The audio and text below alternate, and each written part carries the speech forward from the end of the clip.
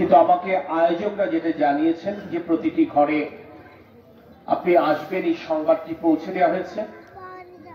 আমাদের মা বোনেরা আসবেন আপনার সাথে দুটি কথা বলবার জন্য, আপনার কথা শুনবার জন্য। এখন যদি এই সিদ্ধান্তটা আমরা দেই, হয়তো সকলের ঘরে এই সংবাদটি পৌঁছাবে না, অনেকটা হয়তো নিজের থেকেই চলে আসবে, সেটা একটা আরেকটা সংকট তৈরি করতে পারে। তাদের কথাকে বিবেচনায় নিয়েই আসলে মূলত আমি আজকে এসেছি। তাই আজকে আমি খুব স্পষ্ট করে বলতে চাই, আজকে আমি রাজনীতি কিংবা আগামী নির্বাচনকে সামনে রেখে কোনো কথা বলবো না। আমরা কথা বলবো এমন একজন মাকে নিয়ে, যিনি মাত্র ৩৫ বছর বয়সে স্বামী হারাবার পর দুই কিশোর পুত্রকে বড় করবার, মানুষ করবার দায়িত্ব থেকেও বাংলাদেশের তরুণ যুবকদেরকে বড় করবার দায়িত্বকে কাঁধে তুলে নিয়েছিলেন। আমরা আজকে এমন এক মায়ের কথা বলবো, যে মা শেখ হাসিনার কারাগারে থাকা অবস্থায় তার নিজের মাকে হারিয়েছে। আমরা এমন একজন স্বজনের কথা বলবো, যেই স্বজন দলীয় কার্যালয়ে অবরুদ্ধ থাকা অবস্থায় তার প্রিয়তম কনিষ্ঠ পুত্রকে শেষ বিদায় জানিয়েছে। আমরা এমন একজন প্রতিবাদী, সংগ্রামী, আপসীন নারীর কথা বলবো, যে নারী বাংলাদেশের গণতন্ত্রের স্বার্থে, বাংলাদেশের স্বাধীনতা এবং সার্বভৌমত্বের স্বার্থে নিজের জীবনকে তুচ্ছ জ্ঞান করে ওই স্বৈরাচারী ফ্যাসিস্ট শেখ হাসিনার সাথে কোনদিন আপোষ করেননি। প্রিয় মা ও বোনেরা, আমি যার কথা বলতে চাই আপনারা জানেন সে মানুষটিকে, আমাদের প্রিয়জন দেশনেত্রী বেগম খালেদা জিয়া। তার স্বামী যখন 1971 সালে 26শে মার্চের প্রথম প্রহরে চট্টগ্রামের কালুরঘাট বেতার কেন্দ্র থেকে আমাদের স্বাধীনতার ঘোষণা দিয়েছিলেন, তখন তার স্বামী বাংলাদেশ সশস্ত্র বাহিনীর একজন মেজর। তখন বাংলাদেশ স্বাধীন হয়নি, আমরা পাকিস্তানের অংশ, পূর্ব পাকিস্তানের অংশ। একটা সামরিক বাহিনীর একজন মেজর যখন নিজ সরকারের বিরুদ্ধে, নিজ দেশের বিরুদ্ধে যুদ্ধ ঘোষণা করে, তার চূড়ান্ত পরিণতি হচ্ছে ফায়ারিং স্কোয়াডে তাকে গুলি করে হত্যা করা। এই ঝুঁকি নিয়ে নিজের স্ত্রী এবং সন্তানদেরকে তুচ্ছ জ্ঞান করে তিনি বাংলাদেশ স্বাধীন করবার শুধু ঘোষণা দেননি, যিনি বাংলাদেশের মহান মুক্তিযুদ্ধে 9 মাসের রক্তক্ষয়ী সংগ্রামে এই বাংলাদেশের খেটে খাওয়া শ্রমিক, কৃষক, ছাত্র, যুবকদের সাথে কাঁধে কাঁধ মিলিয়ে লড়াই করে বাংলাদেশের লাল সবুজের পতাকা ছিনিয়ে এনেছিলেন। সেদিন ওই 26শে মার্চ 1971 সাল থেকে আমাদের মহান মুক্তিযুদ্ধের বিজয় অর্জিত হওয়া পর্যন্ত, অর্থাৎ 16ই ডিসেম্বর পর্যন্ত স্বামীর সাথে বেগম খালেদা জিয়ার আর যোগাযোগ হয়নি। মাঝে মাঝে হয়তো বা চিঠির আদান প্রদান ঘটেছে। চট্টগ্রাম ক্যান্টনমেন্ট থেকে 2 মাসুম বাচ্চাকে নিয়ে ধাপে ধাপে ফেনী, ঢাকা হয়ে তিনি টাঙ্গাইল, বগুড়া গেছেন। যে সংগ্রাম কিশোরী অবস্থায় শুরু করেছিলেন, মনে করেছিলেন প্রাপ্ত বয়সে স্বামীর সংসারে একটু সুখ খুঁজে পাবেন, ঠিক সেই সময়ে মাত্র 35 বছর বয়সে 1981 সালের 30শে মে তার স্বামীকে নির্মম হত্যাকাণ্ডের শিকার হতে হয়েছে। তার তো তখন শোক করবার কথা, তার তো তখন সংসারকে আগলে রাখবার কথা, তার তো তখন 14 বছর এবং 16 বছরের 2 কিশোরকে মানুষ করবার গুরু দায়িত্ব কাঁধে তুলে নেবার কথা। কিন্তু সেই মা তো তার দুই সন্তানকে মানুষ করবার গুরু দায়িত্ব থেকে গুরু দায়িত্ব অনুভব করলেন বাংলাদেশের মানুষের জন্য গণতন্ত্র ফিরিয়ে আনাকে। আর তাই তো সাদা শাড়ি পরে সেদিন তিনি যশোর নয়, তিনি সারা বাংলাদেশের প্রতিটি প্রান্তরে তিনি হেঁটে বেরিয়েছেন, স্বৈরাচারী এরশাদের বিরুদ্ধে লড়াই করেছেন, সংগ্রাম করেছেন, করে বাংলাদেশের মানুষের ভোটের অধিকার ফিরিয়ে এনেছেন, একটি গণতান্ত্রিক সরকার প্রতিষ্ঠা করেছেন। শহীদ রাষ্ট্রপতি জিয়াউর রহমানের নির্মম হত্যাকাণ্ডের পর সামরিক শাসনের প্রারম্ভে আমার প্রয়াত পিতা তরিকুল ইসলামও তো এই অঞ্চলেই ছিলেন, আপনাদের আনুকূল্যে ছিলেন, আপনাদের আশ্রয়ে ছিলেন। বেগম খালেদা জিয়াকে সামনে রেখে তিনিও সেদিন গণতন্ত্রের পক্ষে লড়াই করেছিলেন।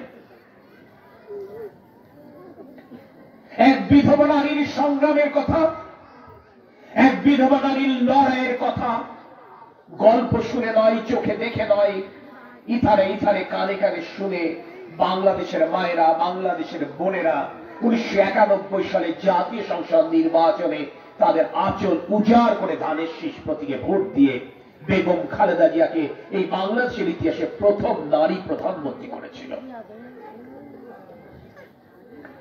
বাংলাদেশের নারীরা বেগম খালেদা জিয়াকে যে দোয়া, আশীর্বাদ এবং সমর্থন দিয়েছিলেন, বেগম খালেদা জিয়া চেষ্টা করেছেন তার শত গুণে ফিরিয়ে দেবার।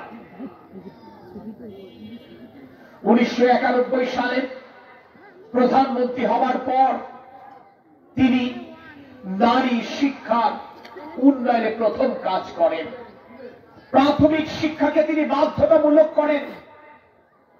আজ যে বাচ্চারা নতুন বছরে নতুন ক্লাসে যে নতুন বইয়ের গন্ধে মাতোয়ারা হয়, বিনামূল্যে যে বই সরকার থেকে দেওয়া হয়, এটি প্রথম বেগম খালেদা জিয়া চালু করেছিলেন। কারণ তিনি জানতেন গ্রামের অসচ্ছল মায়েরা বই কিনতে পারে না, সেই কারণে হয়তো বা স্কুলে বাচ্চা পাঠাতে পারবে না, তাই ফ্রি বই দেবার ব্যবস্থা করেছিলেন। বেগম খালেদা যে উপলব্ধি করলে শুধু বই দিলে হয় না, গ্রামের মায়েরা স্কুলে বেতনটাও দিতে পারছে না, তাই পড়ালেখা বিঘ্নিত হচ্ছে। বেগম খালেদা জি 91 সালে প্রধানমন্ত্রী হওয়ার পর তিনি ক্লাস 10 পর্যন্ত, ম্যাট্রিক পর্যন্ত মেয়ে বাচ্চাদের পড়ালেখা সরকারি স্কুলে অবৈতনিক করে দিলেন, ফ্রি করে দিলেন। এরপরও বেগম খালেদা জিয়া দেখলেন আশানুরূপ স্কুলে বাচ্চারা আসে না, কারণ কৃষকেরা যখন স্কুলে জমিতে যায় চাষ করতে, তখন বাচ্চাকে সাথে নিয়ে যাচ্ছে, ছেলে বাচ্চাকে।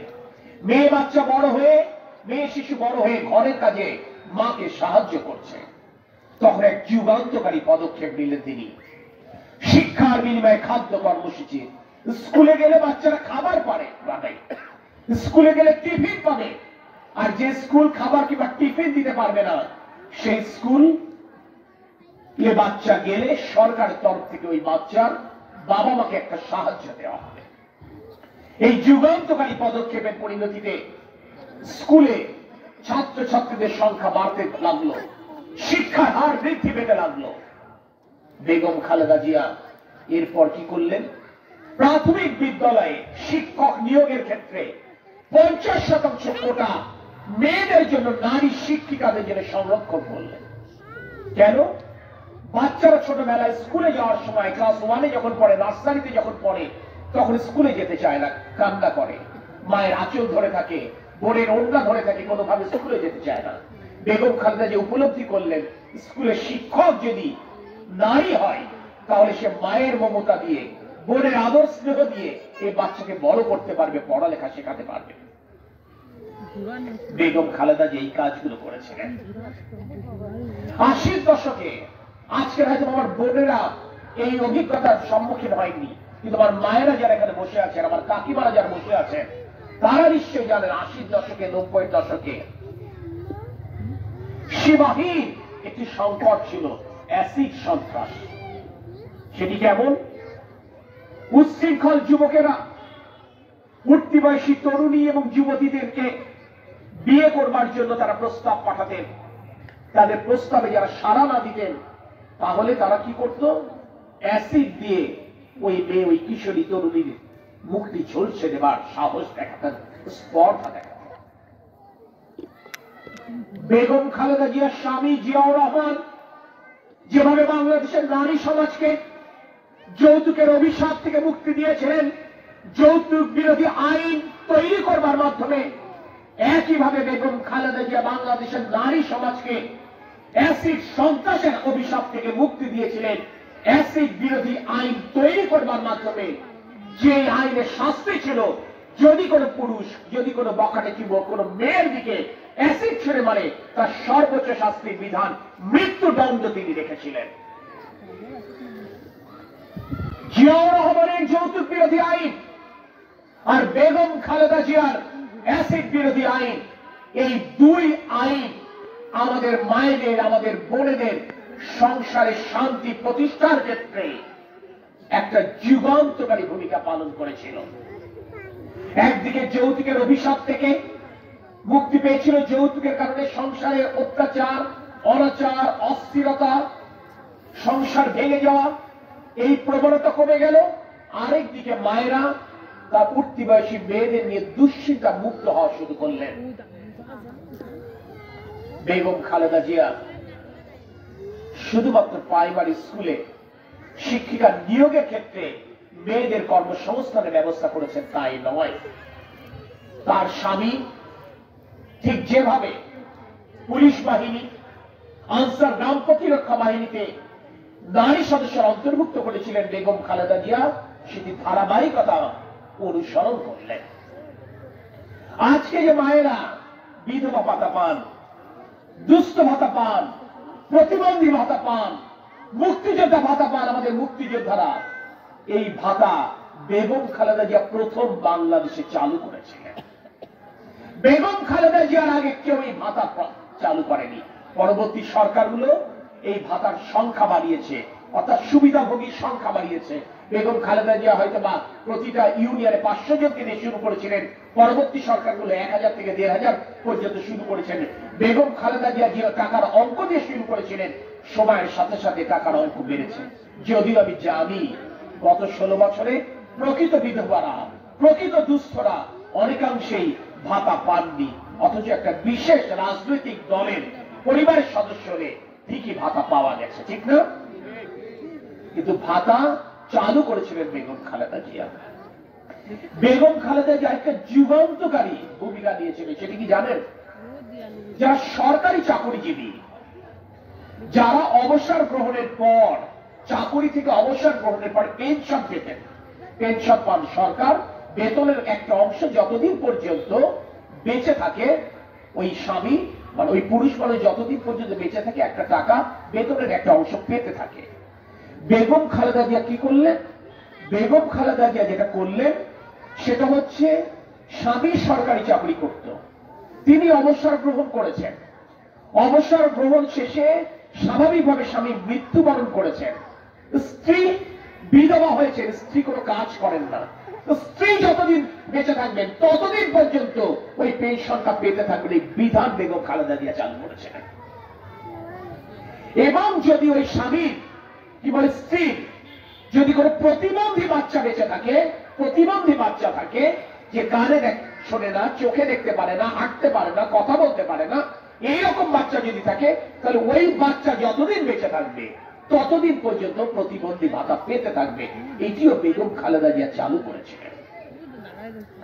প্রথম দফায় বেগম খালেদা জিয়া 10ম শ্রেণী পর্যন্ত মেয়ে শিশুদের পড়ালেখা অবৈতনিক করলেন।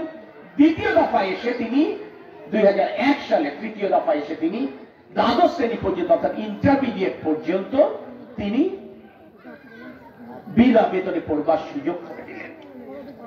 আজকে নরেন্দ্রপুর ইউনিয়নের যে স্কুল, যেই কলেজে আপনার সন্তানেরা পড়ালেখা করেছে কিংবা পড়ালেখা করে, আপনি একটু খোঁজে দিয়ে দেখেন, হয় বেগম খালেদা জিয়া, নাইলে বেগম খালেদা জিয়ার স্বামী শহীদ রাষ্ট্রপতি জিয়াউর রহমানের হাতের ছোঁয়া রয়েছে সেই প্রতিষ্ঠানগুলো তৈরির পেছনে। আপনি যেই রাস্তা দিয়ে এই মাঠে এসেছেন, সেই রাস্তাটা পাকা হোক কিংবা হেরিং রোড হোক, সেই রাস্তা তৈরির পেছনেও বেগম খালেদা জিয়ার অবদান বা তার স্বামীর অবদান যারা তাদের সহকর্মী তরিকুল ইসলামের মাধ্যমে এই রাস্তাগুলো তৈরি করে দিয়ে গেছেন। আজকে আপনাদের বাচ্চারা গ্রামে বিদ্যুতের আলোয় পড়ালেখা করে। আমি নিশ্চিত এখানে উপস্থিত অধিকাংশের বাড়িতে রঙিন টেলিভিশনও আছে, হয়তো অনেকের বাড়িতে ফ্রিজও আছে। বাড়িতে বিদ্যুৎ গেছে বলেই তো টিভি ফ্রিজ চলে। বাড়িতে বিদ্যুৎ গেছে বলেই বাচ্চারা এখন হারিকেন এবং ল্যাম্পোর আলো ছেড়ে বিদ্যুতের আলোয় পড়ালেখা করে। বিদ্যুৎ একসময় ছিল না, এই বিদ্যুৎ ঘরে ঘরে পৌঁছে দিয়েছেন তরিকুল ইসলাম। তরিকুল ইসলাম কিভাবে পৌঁছে দিলেন? বেগম খালেদা জিয়া এবং জিয়াউর রহমানের আশীর্বাদ ছিল বলেই তো তরিকুল ইসলাম ঘরে ঘরে বিদ্যুৎ পৌঁছে দিয়েছেন। আর জিয়াউর রহমান এই ঘরে ঘরে বিদ্যুৎ পৌঁছানোর আগে জমিতে বিদ্যুৎ পৌঁছেছিলেন, যেই কারণে আমার কৃষক ভাইরা আজকে আধুনিক সেচের সুযোগটা পেয়েছে। প্রিয় মা ও বোনেরা, প্রিয় ভাইরা, আমি তাই আজকের এই সমাবেশে এসেছি মূলত সেই মায়ের জন্য আপনাদের দোয়া চাইতে। আজকে কোনো রাজনীতির কথা নয়, আজকে কোনো দলের কথা নয়। আমরা মানুষ হিসেবে, যারা আমরা যশোরের মানুষ, আমাদের কৃতজ্ঞতা বোধের জায়গা থেকে আমাদের বেগম খালেদা জিয়ার সুস্থতা কামনায় যার যার ধর্ম বিশ্বাসের জায়গা থেকে আমার তার জন্য দোয়া করা উচিত, প্রার্থনা করা উচিত, যাতে করে এই মানুষটি বেঁচে থাকেন, এই মানুষটি সুস্থ থাকেন। কারণ এই মানুষটি এক জীবনে এই যশোর সদর উপজেলার জন্য, এই নরেন্দ্রপুরের মানুষের জন্য যা করেছেন, মানুষ 10 বার জন্মগ্রহণ করলেও সেটা করবার সুযোগ পায় না। যে মানুষটি আমাদেরকে এত কিছু দিয়েছেন, স্কুল দিয়েছেন, কলেজ দিয়েছেন, মসজিদ মাদ্রাসার উন্নয়নের পাশাপাশি শ্মশান কিংবা মন্দির উন্নয়ন করেছেন, রাস্তাঘাট করে দিয়েছেন, বিদ্যুৎ দিয়েছেন ঘরে ঘরে, আমরা সেই মানুষটির প্রতি কৃতজ্ঞতার জায়গা থেকে আসুন, আমরা যার যার জায়গা থেকে তার জন্য আমরা দোয়া করি। শুধু আজকের এই আয়োজনের মাধ্যমে দোয়া নয়, প্রতি ওয়াক্ত নামাজে দোয়া করি, প্রতিবার আপনাদের প্রার্থনায় আপনারা দোয়া করবেন। এখানে আমি দেখছি আমার অনেক সনাতন ধর্মাবলম্বী মা বোন, কাকিমা, মাসিমারা, দিদি, বৌদিরা উপস্থিত আছেন। আমি সেই বেগম খালেদা জিয়ার দল করি যিনি আমাকে শিখিয়েছেন, আমি সেই তরিকুল ইসলামের সন্তান যিনি আমাকে দীক্ষা দিয়েছেন, ধর্ম বিশ্বাসের ভিন্নতার কারণে মানুষে মানুষে পার্থক্য করো না। আমরা মানুষে মানুষে কে হিন্দু আর কে মুসলমান আর কে বৌদ্ধ আর কে খ্রিস্টান, এই বিবেচনায় আমরা মানুষে মানুষে পার্থক্য করি না। আমরা মানুষকে মানুষ হিসেবে বিবেচনা করতে শিখেছি, আমরা মানুষকে মানুষ হিসেবে সম্মান করতে শিখেছি। আর তাই তো এই নরেন্দ্রপুরের যতগুলো মন্দির আছে, এই মন্দিরগুলো সুরক্ষা দেওয়ার দায়িত্ব 5ই আগস্ট 2024-এর পর আমার দল বিএনপি, আমার ছাত্র দল, যুবদল, স্বেচ্ছাসেবক দলের ভাইরা কাঁধে তুলে নিয়েছিল না?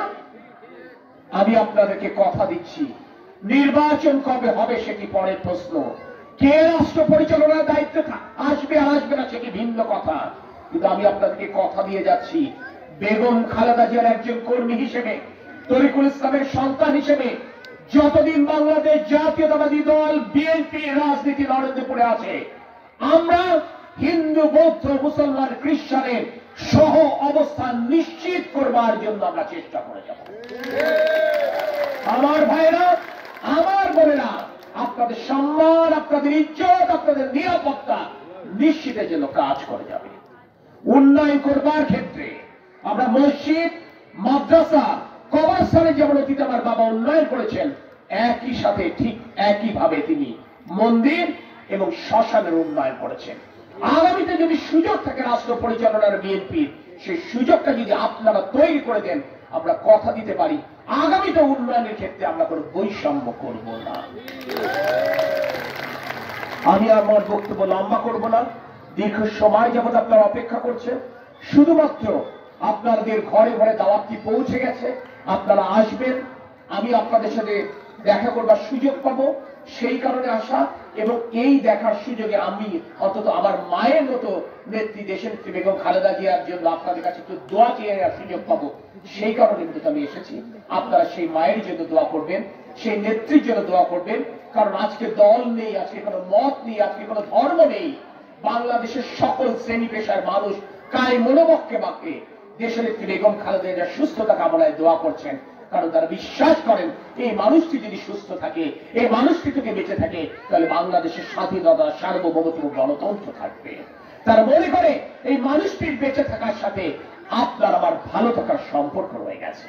আমি তাই আবারও আপনাদের সকলের কাছে মিনতি করছি, আসুন আমরা যার যার ধর্ম বিশ্বাস অনুযায়ী আমরা প্রার্থনায় রাখি, মোনাজাতে রাখি দেশের নেত্রী বেগম খালেদা জিয়াকে, যাতে করে সৃষ্টিকর্তা স্রষ্টা তার এই রোগ থেকে তাকে আরোগ্য দান করেন, তাকে দীর্ঘায়ু দেন এবং আরো বেশি দিন আমাদের মাঝে তারা বেঁচে থাকেন। আপনারা কষ্ট স্বীকার করে এসছেন, আমি সে কারণে কৃতজ্ঞতা প্রকাশ করছি। আগামীতে যদি কখনো কোনো সুযোগ হয়, তাহলে আগামীতে বাংলাদেশ গড়বার ক্ষেত্রে, এই নরেন্দ্রপুর ইউনিয়ন নতুন করে সাজাবার ক্ষেত্রে আমার কিংবা আমার দল বাংলাদেশ জাতীয়তাবাদী দলের ভাবনা কি, সে ব্যাপারে আমি নিশ্চয়ই অন্য করে একটি সুযোগে আপনাদের সাথে কথা বলবো। ততদিন পর্যন্ত আপনারা ভালো থাকবেন, নিরাপদে থাকবেন। আপনাদের সকলের উপর আল্লাহর রহমত কামনা করে আমি আমার বক্তব্য শেষ করছি। আল্লাহ হাফেজ। বাংলাদেশ জিন্দাবাদ, বাংলাদেশ জাতীয়তাবাদী দল জিন্দাবাদ, শহীদ রাষ্ট্রপতি জিয়াউর রহমান বীর উত্তম অমর হোক, দেশনেত্রী বেগম খালেদা জিয়া জিন্দাবাদ, আমাদের প্রিয় নেতা তারেক রহমান জিন্দাবাদ।